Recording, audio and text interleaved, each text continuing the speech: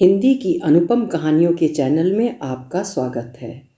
आज सुनिए सबकी प्रिय और हिंदी की वरिष्ठ लेखिका मालती जोशी जी की लिखी हुई कहानी हसीन सितम।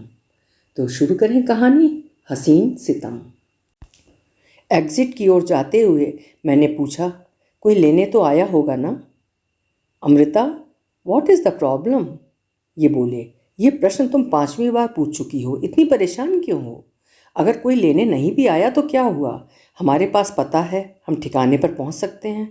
मुझ पर इतना भरोसा तो कर सकती हो ना? सॉरी, मैंने कहा और सिर झुकाकर चुपचाप चलने लगी। क्या करूं, आदत से मजबूर हूँ। नई जगह होती है तो मैं बुरी तरह से नर्वस हो जाती हूँ। खुद भी परेशान होती हूँ और साथ वाले को भी परेशान करती हूँ। बाहर आकर ये बोले, हम लोग एक तरफ खड़े होकर थोड़ी देर प्रतीक्षा कर लेते हैं। हम अपनी अपनी ट्रॉलियाँ लेकर एक ओर खड़े हो गए। इधर उधर देख ही रहे थे कि इन्होंने कहा, वो सामने बैनर देखो। मैंने देखा, एक बैनर झलक रहा था, भार्गव और शुक्ला परिवार आपका स्वागत करता है। अब तो तसल्ली हो गई ना, इन्होंने कहा। तब तक एक व्यक्ति पास आकर खड़ा हो गया था। Mister Sanjeev Shukla sir, from USA? उसने पूछा। मैं सामान देखकर ही समझ गया था। आपका स्वागत है सर, आइए। आप? मैं शर्मा, सीई साहब की ओर से आपको लेने आया हूँ। लाइए मैडम, ट्रॉली मुझे दे दीजिए। उसने मेरी ट्रॉली पकड़ते हुए कहा, चलिए। हम लोग उसके साथ चल पड़े। उसने क्षमा याचना के स्वर में कहा, सामान के हिसाब से ज़रा बड़ी गाड़ी लाया था सर, तो थोड़ा दूर खड़ी करनी पड़ी है। नो प्रॉब्लम, इन्होंने आश्वस्त किया। गाड़ी के पास पहुंचते ही ड्राइवर लपक कर आगे आया। उसने अदब के साथ नमस्ते की और इनकी ट्रॉली थाम ली। गाड़ी की पिछली सीट पर सामान जमा दिया गया। बीच वाली सीट पर हमें ससम्मान बिठाया गया। सामने ड्राइवर के साथ शर्मा जी बैठ गए। गाड़ी के चलते ही मैंने सीट पर सिर टिकाकर आंखें मूंद ली। अब जब सफ़र समाप्ति पर था तो थकान मुझ पर तारी हो रही थी।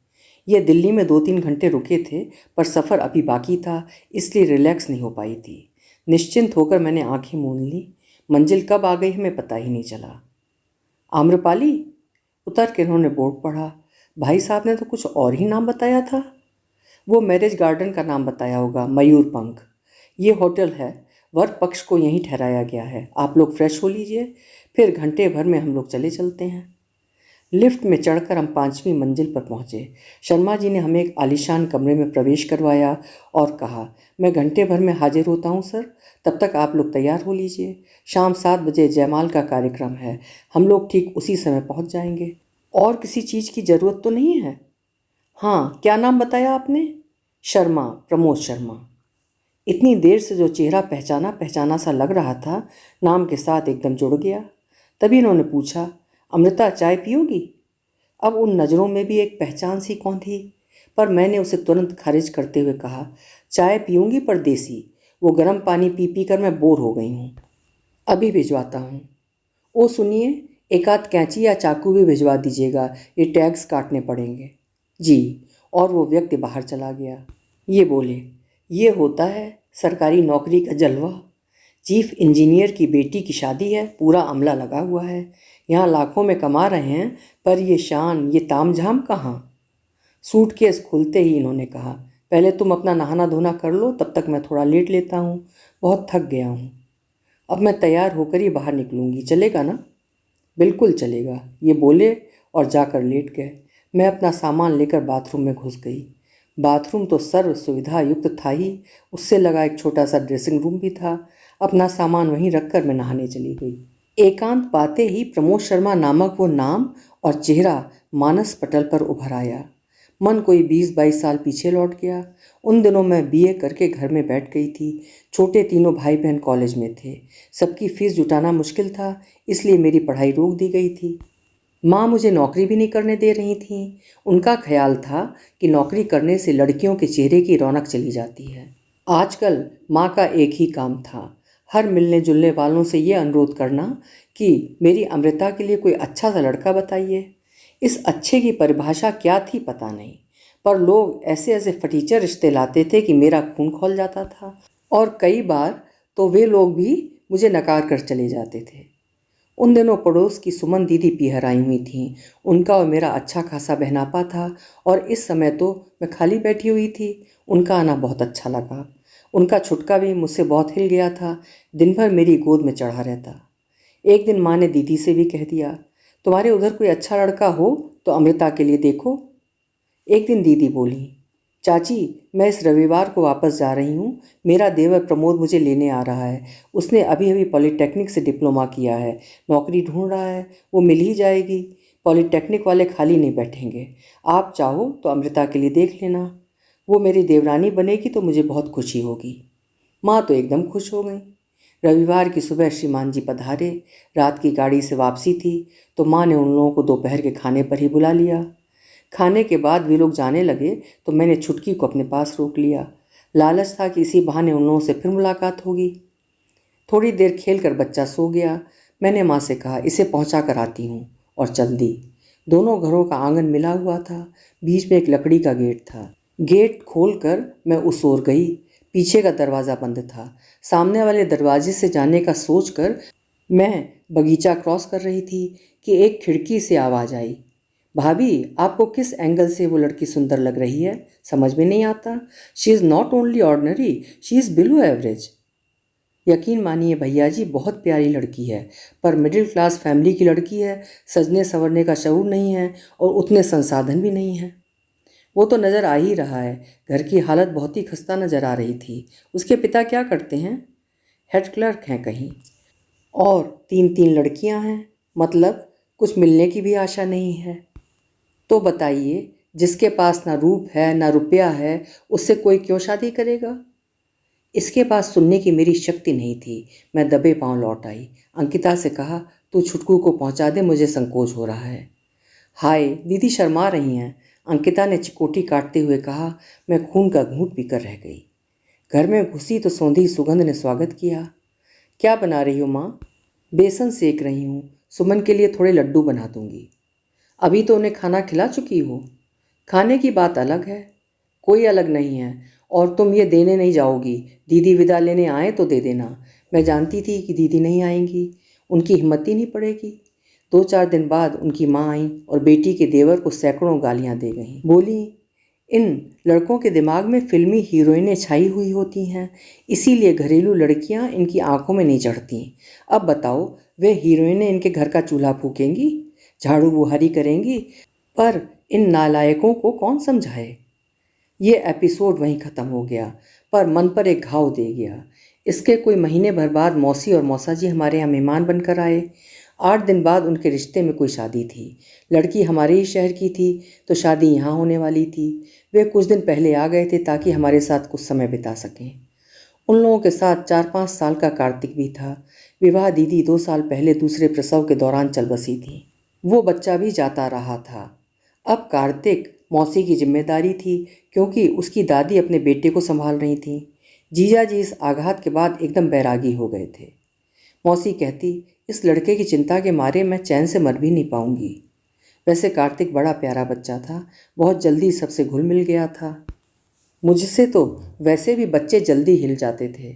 एक दिन की बात है, पापा दफ्तर गए हुए थे, भाई बहन अपने अपने कॉलेज में थे। मौसी मौसा किसी रस्म के लिए शादी वाले घर गए थे। मैंने कार्तिक को अपने पास रोक लिया था। कहा कि वो वहाँ बोर हो जाएगा, आपको भी एंजॉय नहीं करने देगा। घर में कार्तिक के अलावा बस मैं और माँ ही थे। बड़ी मुश्किल से ऐसा एकांत मिला था। मैंने मौके का लाभ उठाते हुए कहा, माँ मेरा एक काम करोगी क्या? मौसी से कहोगी कि मैं कार्तिक की माँ बनने के लिए तैयार हूँ। माँ एकदम फट पड़ी, पागल हो गई है तू? तेरी ऐसी कौन सी उम्र निकली जा रही है कि दुहाजू से शादी करेगी?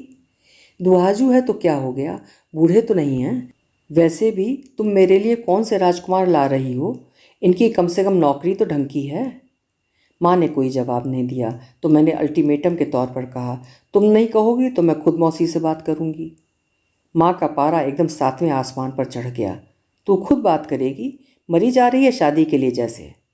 हाँ मरी जा रही हूँ, तुम मुझे पढ़ने नहीं देती, नौकरी करने नहीं देती, कम से कम शादी तो करने दो। मेरा दृढ़ निश्चय देखकर माँ ने एक दिन डरते डरते पापा से बात की। हमारी आशा के विपरीत पापा एकदम राजी हो गए। बोले, बात चलाने में क्या हर्ज है, जाना पहचाना परिवार है, लड़का देखा भाला है, विदेशी कंपनी में नौकरी है, और क्या चाहिए। और अमृता को बच्चे से भी कोई ऐतराज़ नहीं है, और मुझे लगता है इस परिस्थिति में उनकी कोई मांग भी नहीं होगी। फिर एक बेटी सस्ते में निकल जाए तो क्या बुरा है। मौसी से जब कहा गया तो वे तो एकदम निहाल ही हो गईं। माँ को गले से लगाकर बोली, छोटी, तुम नहीं जानती तुमने मुझ पर कितना बड़ा उपकार किया है। मेरी सारी चिंता हर ली है। अब मैं सुख से मर सकूंगी। उम्मी, तुम बिल्कुल चिंता मत करना। दामाद मेरा हीरा है, हीरा। इसे पलकों पर रखेगा। और तुम खर्च की भी चिंता मत करना। मैं समझ लूँगी कि मैंने एक और बेटी ब्याह दी है। फिर 2 महीने के भीतर चट मंगनी पट ब्याह हो गया। उन लोगों ने कोई अपेक्षा नहीं की थी, इसलिए जो भी दिया गया उसमें वे खुश थे। मेरे साधारण रूप रंग पर भी किसी ने कोई टिप्पणी नहीं की। बेटा शादी के लिए राजी हो गया था। सबके लिए यही संतोष की बात थी। अब तक का मेरा जीवन एक तरह से अभावों में ही बीता था। यहाँ आकर लगा जैसे स्वर्ग में आ गई हूँ। 1.5 साल बाद कुणाल गोद में आ गया। सुख की एक तस्वीर पूरी हो गई। उठिए श्रीमान, बाथरूम खाली है। थैंक यू, इन्होंने अलसाए स्वर में कहा और उन्नीदी आंखों से मुझे देखा। फिर वे आंखें क्रमशः बड़ी होती चली गईं। अंत में वे उठ बैठे और बोले, क्या तुम वही हो जो अभी थोड़ी देर पहले भीतर गई थी? फालतू बात नहीं, जल्दी से उठकर नहा लीजिए। हमें वहाँ जयमाल से पहले पहुँचना है। But you are looking gorgeous यार। Credit goes to Ananya. मतलब ये साड़ी भी उसी की है और ज्वेलरी भी। मैं कोई शादी की तैयारी से थोड़ी ही गई थी। बोली, माँ, अब आपके पास बेंगलोर जाकर लॉकर से सामान लाने का समय नहीं है। मेरा सेट ले जाइए। घर की शादी है, अच्छे से पहन ओढ़ कर जाइए। So sweet of her. बड़ी समझदार है मेरी बहू रानी। समझदार सास की समझदार बहू रानी, वाह क्या कहने। मक्खन पॉलिश बहुत हो गया, अब नहाने जाइए। मैंने डपट कर कहा तो वे कपड़े निकालने चले गए। उन्हें बाथरूम में भेज कर ही मैंने दम लिया और फिर कुर्सी पर आकर बैठ गई। पति की वो विस्मय विमुग्ध दृष्टि मुझे आपाद मस्तक रोमांचित कर गई थी। अब भी मैं उस पुलक से भरी हुई थी। उसी समय दरवाजे की घंटी बजी। मैंने उठकर दरवाज़ा खोला। जी, मैं प्रमोद शर्मा। वे कुछ देर तक अपलक मुझे देखते रहे। 1 घंटे पहले उन्होंने मुझे देखा था।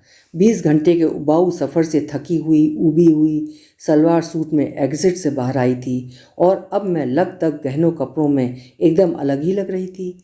पति की विस्मय विमुग्ध दृष्टि मुझे पुलकित कर गई थी, पर यह दृष्टि मैं झेल नहीं पाई। आइए, मैंने कहा और कुर्सी की ओर इशारा करके कहा, बैठिए। ये नहाने गए हैं, बस 15-20 मिनट में चलते हैं। कोई बात नहीं, उन्होंने कहा। थोड़ी देर चुप रहे, फिर बोले, आप लोग क्या यूएसए में ही रहते हैं? नहीं नहीं, हम लोग तो बेंगलोर में रहते हैं। दोनों बेटे यूएसए में हैं। बड़ा जॉब में है, छोटे ने इसी साल एमबीए में दाखिला लिया है। आपका बेटा जॉब में है? उन्होंने आश्चर्य से पूछा। हाँ, पिछले साल उसकी शादी भी हो गई है। दरअसल मैं बहू की डिलीवरी के लिए ही गई हुई थी। फिर ये भी पोते को देखने आ गए, तभी ये शादी निकल आई। अनुपम यानी कि दूल्हा मेरा भतीजा है, जेठ जी का बेटा। तो टूर कट शॉर्ट करके वापस आना पड़ा। आपके बेटे की शादी भी हो गई है? हाँ, क्यों? मेरे हिसाब से तो आपने शायद मुझे पहचाना नहीं है। जी, नाम तो पहचाना सा लगा था, पर हिंदुस्तान में शर्मा वर्मा तो इफरात से होते हैं ना। मेरी भाभी का मायका आपके पड़ोस में था। भाभी मतलब? सुमनलता। ओह, तभी आपका चेहरा देखा हुआ सा लग रहा था, पर माफ़ कीजिए, आप में काफ़ी परिवर्तन आ गया है, इसलिए मैं पहचान नहीं पाई। परिवर्तन तो आप में भी बहुत आया है, पर वो गुणात्मक है। मतलब? उन्होंने कोई जवाब नहीं दिया। फिर मैंने ही कहा, आपका हिसाब बिल्कुल ठीक था, बड़ा वाला मेरा नहीं है। मतलब? सर कहते हुए उनकी आवाज़ काँपी थी। दूसरी शादी? जी, मेरी मौसेरी बहन ही ब्याही थी। पर आपने एक्सेप्ट कैसे कर लिया? जाना पहचाना परिवार था, अच्छी नौकरी थी, उम्र भी कोई ज़्यादा नहीं थी, और फिर जब अपने पास ना रूप हो ना रुपया तो ऐसे समझौते करने ही पड़ते हैं। पर विश्वास कीजिए, सौदा घाटे का नहीं रहा। मैं बहुत खुश हूँ। वो तो नज़र ही आ रहा है। तभी बाथरूम का दरवाज़ा खुला और आवाज़ आई, I am ready. Thank you very much. औरतें बेचारी यूं ही बदनाम हैं कि तैयार होने में देर लगाती हैं। श्रीमान जी, आपने भी पूरा आधा घंटा लगा दिया। अरे, हम लोगों को शेव भी तो करना पड़ता है। अच्छा, शर्मा जी आ गए हैं क्या? शर्मा जी, बस 5 मिनट और लगेगी, जूते पहन लूँ। No problem. उनका वाक्य अधर में ही टंग गया। शायद वे नो प्रॉब्लम सर कहना चाह रहे थे, पर ऐन वक्त पर उन्होंने सर को खारिज कर दिया। सपाट स्वर में बोले, टेक योर टाइम। स्वर से विनम्रता का पुट एकदम गायब था। हम लोग बाहर लिफ्ट के पास आकर खड़े हुए थे कि इन्होंने पूछा, मैडम वो बैग कहाँ है नीला वाला? ओह वो तो मैं अंदर ही भूल गई। मैं लौटने को हुई तो वे बोले, मैं लेकर आता हूँ, बस कहाँ है वो बता दो। मेरी सूटकेस में ऊपर ही रखा है। और सूटकेस खुली हुई है, यही ना? सॉरी कहकर मैंने गर्दन झुका ली। इनके जाने के बाद अपनी झेप मिटाने के लिए मैंने विषयांतर किया, शादी में आपकी मिसेज भी आई होंगी ना, परिचय करवाइएगा। मैं सचमुच उनकी पत्नी को देखना चाह रही थी। क्षण भर को लगा कि उनके चेहरे पर शर्म पुत गई है। घुटी सी आवाज़ में बोले, स्टाफ की पार्टी तो परसों ऑफिस में हो गई थी, आज तो सिर्फ लड़के वाले और वीआईपीज ही हैं। साफ लग रहा था कि ये बात कहते हुए उन्हें बेहद कष्ट हो रहा था। इसके बाद वे जो चुप हुए तो पूरे रास्ते मुंह नहीं खोला। एयरपोर्ट से आते हुए उनकी रनिंग कमेंट्री लगातार चल रही थी। उस समय मुझे इतनी नींद आ रही थी कि उनका बोलना अखर रहा था। अब उनकी चुप्पी खल रही थी। मैरिज गार्डन का भव्य प्रवेश द्वार काफ़ी दूर से ही नजर आ रहा था। पहुंचने पर शहनाई की मधुर धुन भी सुनाई दी। गंतव्य पर पहुंचने पर देखा, जरी की पोशाक पहने शहनाई वादकों की एक पूरी टीम चौकी पर विराजमान है। पूरा परिसर रोशनी में नहाया हुआ है। गाड़ी रुकते ही ड्राइवर ने फुर्ती से उठकर इनका दरवाज़ा खोला। पिछली बार मेरा दरवाज़ा शर्मा जी ने खोला था, पर इस बार उन्हें जैसे याद ही नहीं रहा। वे उतर कर चल दिए थे। इनके हाथ से बैग लेने को भी उन्होंने पेशकश नहीं की। द्वार में प्रवेश करते ही हम पर फूल बरसाए गए, सुगंधित द्रव छिड़का गया। सामने देखा, पूरा मैदान जाजम से पटा हुआ था। एक लाल कालीन का पट्टा दूर तक चला गया था। सामने कुछ लोग फूल मालाएं लिए खड़े थे। इतने सारे लोग? मैंने हकलाते हुए कहा। ये हमारे स्वागत के लिए नहीं है, वे बारात की प्रतीक्षा कर रहे हैं। मैं बुरी तरह झिंक गई। अच्छा था आसपास कोई नहीं था, नहीं तो मेरी ग्लानि का अंत नहीं था। सामने खड़े लोगों में से एक सज्जन आगे आए, पूछा, मिस्टर संजीव? इनके हामी भरते ही उन्होंने हार इनके गले में डाला और अपना परिचय देते हुए गले मिले। वे अनुपम के होने वाले ससुर थे। फिर उन्होंने कोस भर दूर खड़े शर्मा जी को आवाज़ दी, शर्मा, मैडम को भीतर हॉल में ले जाओ। शर्मा जी के चेहरे पर एक बार फिर राख पुत गई थी। महिला मंडल से मेरे परिचय का दौर अभी चल ही रहा था कि बैंड की सुमधुर धुन सुनाई दी। बारात गार्डन में प्रवेश कर रही थी। वातावरण में एकदम उमंग और उल्लास भर गया था। रोशनी के फव्वारे छूटने लगे थे। डीजे की ताल पर युवा पीढ़ी थिरकने लगी थी। हम सब बाहर आकर वो मनोहारी दृश्य देखने लगे। तभी सजीले घोड़े पर सवार अनुपम आता दिखाई दिया। एकदम राजकुमार लग रहा था। दूसरी ओर से वर्दीधारी कहार सुसज्जित पालकी उठा कर लाया। उसमें से सजी सवरी दुल्हन उतरी। दोनों को विशेष रूप से बनाए लता मंडप में ले जाया गया। वहाँ जयमाल की रस्म संपन्न हुई। उसके बाद बैटरी चालित कार में उन दोनों को स्टेज तक ले जाया गया। उन लोगों के पहुँचते ही स्टेज का पर्दा खुला और लोगों की आंखें चौंधिया गईं। अभूतपूर्व विद्युत सज्जा थी। वैभव और सौंदर्य बोध का अद्भुत संयोजन था। उन दोनों के राजसी कुर्सियों पर विराजमान होते ही फोटो सेशन शुरू हो गया, जो बहुत देर तक चला। और फिर डिनर। आजकल मैं हर शादी में देखती हूँ, भारतीय खाद्य संस्कृति का एक सम्मेलन सा नज़र आता है। हर प्रांत के अपने स्टॉल थे। इसके अलावा Italian pasta, Thai curry, Russian salad और चाइनीज़ के तो अनगिनत व्यंजन थे। 5 तरह की मिठाइयाँ थीं, 2-3 फ्लेवर्स वाले आइसक्रीम थे। मेरा तो सब देखकर ही मन भर गया। थोड़ा सा मुँह उठाकर मैं एक कुर्सी पर जाकर बैठ गई। थोड़ी देर पहले वाला उल्लास और उत्साह अब बैकफुट पर चला गया था और सफ़र की थकान मुझ पर हावी होने लगी थी। कोशिशों के बावजूद मेरी आंखें झपकने लगी थीं।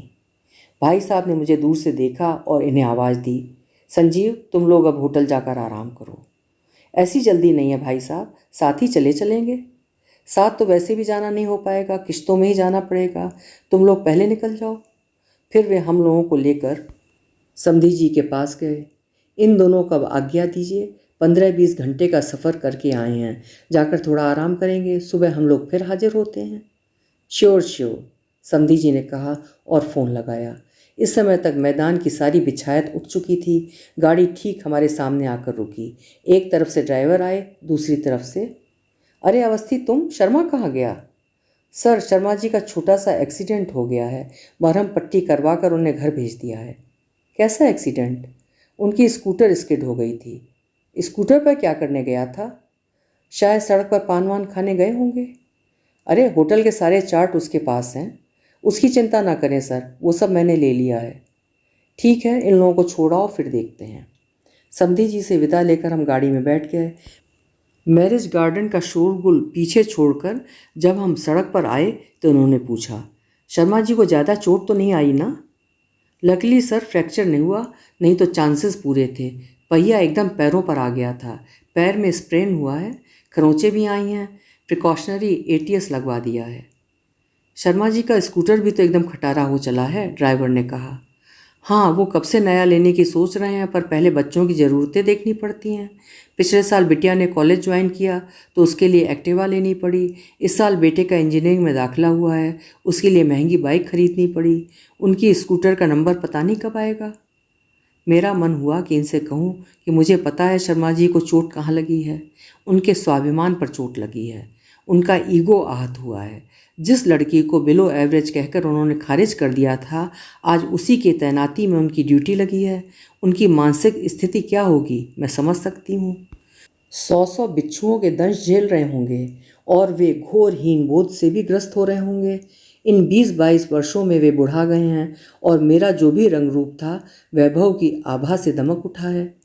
मैं दावे के साथ कह सकती हूँ कि ये एक्सीडेंट हुआ नहीं है, किया गया है, ताकि दोबारा मेरा सामना न करना पड़े। सॉरी शर्मा जी। अभी आप सुन रहे थे मालती जोशी जी की लिखी हुई एक बेहद उम्दा कहानी हसीन सितम। आशा है कहानी आपको भी ज़रूर पसंद आई होगी। कल मिलेंगे फिर किसी बेहतरीन कहानी के साथ। आपका समय शुभ हो।